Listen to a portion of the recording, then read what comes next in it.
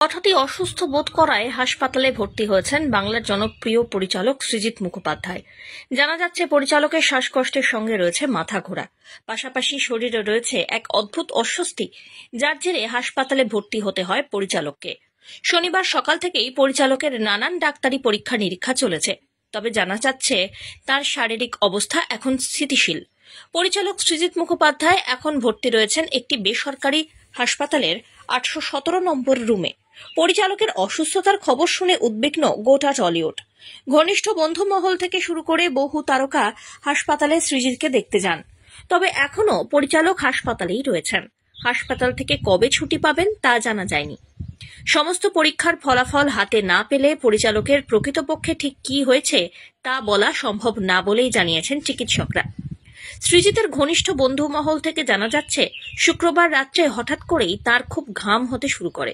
এসির মধ্যেও ঘামছিলেন তিনি, তাই কোনো রিস্ক না নিয়ে তড়িঘড়ি তাকে হাসপাতালে ভর্তি করা হয়। এই মুহূর্তে অবশ্য আউট অফ ডেঞ্জার বলেই জানা গিয়েছে। এদিন অপর্ণা সেন থেকে শুরু করে প্রসেনজিৎ চট্টোপাধ্যায় পরিচালককে দেখতে যান। সবাই পরিচালককে খাওয়া কমানোর পরামর্শ দিয়েছেন। আসলে সৃজিত মুখোপাধ্যায় কতটা খাদ্যরসিক সেটা টলিউডের কারোরই অজানা নয়।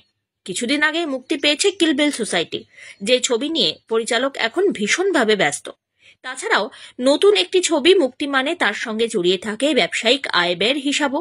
স্বাভাবিকভাবেই পরিচালকের উপর দিয়ে খুব চাপ যাচ্ছে, সেই কারণেই হয়তো এমনটা হয়েছে, এমনই মনে করছেন অনেকে। ব্যুরো রিপোর্ট, আজ বাংলা।